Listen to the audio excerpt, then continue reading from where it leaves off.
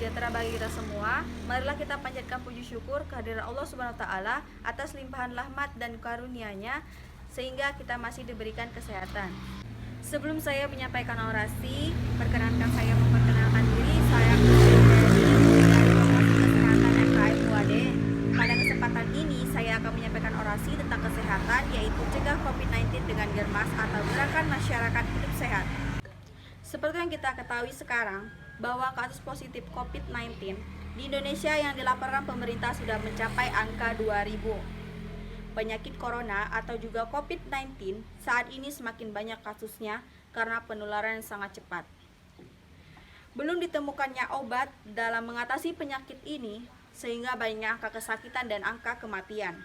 Berdasarkan bukti ilmiah, COVID-19 dapat menular dari manusia ke manusia melalui percikan batuk atau bersin dan tidak melalui udara. Orang yang paling beresiko tertular penyakit COVID ini adalah orang yang kontak erat dengan pasien COVID-19, termasuk yang merawat pasien COVID-19.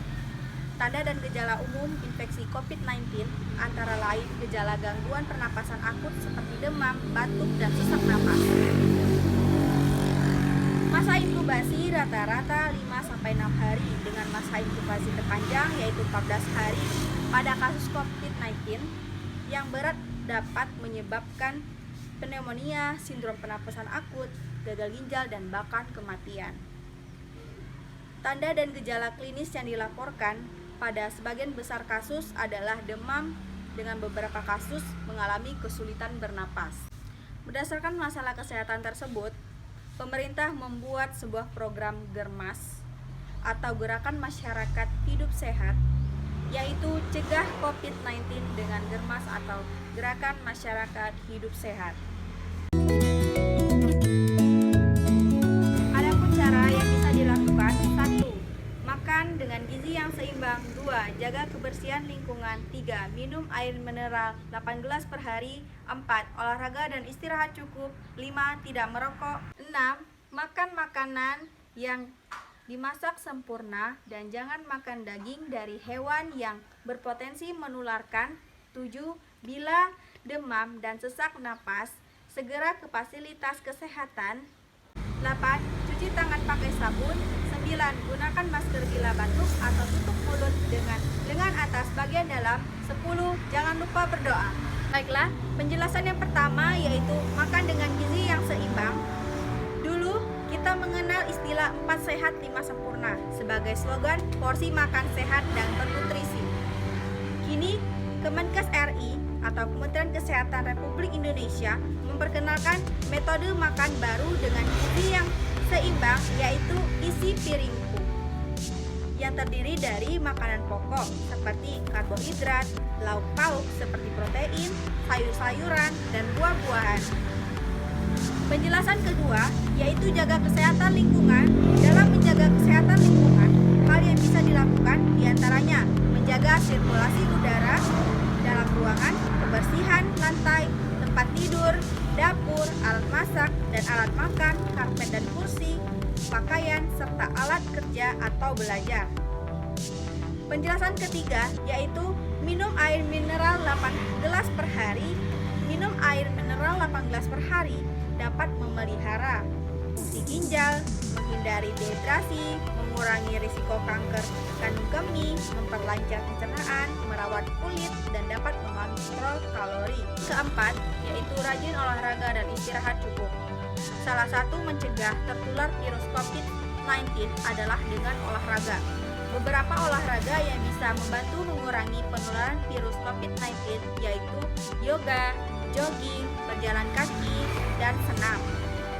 Sedangkan istirahat yang cukup seperti yang dilakukan sehari-hari untuk menghindari penyakit-penyakit. Penjelasan kelima yaitu tidak merokok. Merokok bisa rentan terinfeksi virus COVID-19 karena perokok berisiko menderita komplikasi COVID-19. Merokok berisiko menderita penyakit jantung dan kanker, sedangkan orang dengan penyakit kronis berisiko tinggi untuk menderita COVID-19. Penjelasan keenam yaitu makan makanan yang dimasak sempurna dan jangan makan daging dari hewan yang berpotensi menularkan. Seperti yang kita ketahui bahwa awal terjadinya penyakit ini adalah penularan antara hewan dan manusia, serta hindari makanan yang dimasak setengah matang. Penjelasan ketujuh yaitu bila demam dan sesak napas segera ke fasilitas kesehatan. Fasilitas kesehatan bisa didapatkan di pelayanan kesehatan seperti puskesmas, klinik, rumah sakit, dan lain sebagainya. Penjelasan ke-8 yaitu cuci tangan pakai sabun. Pentingnya mencuci tangan menggunakan sabun dan air mengalir yaitu untuk mengangkat kuman-kuman pada tangan untuk dibuang bersama aliran air. Mencuci tangan dapat dilakukan setelah berjabat tangan, berpergian, sebelum makan, dan aktivitas lainnya.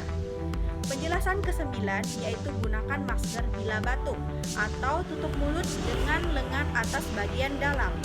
Masker hanya efektif digunakan oleh pasien COVID-19 agar penyakitnya tidak menyebar atau menular kepada orang lain. Menurut World Health Organization atau WHO justru merekomendasikan orang-orang yang tidak mengalami gejala gangguan pernapasan seperti batuk dan bersin tidak perlu menggunakan masker. Penjelasan ke-10 yaitu jangan lupa berdoa.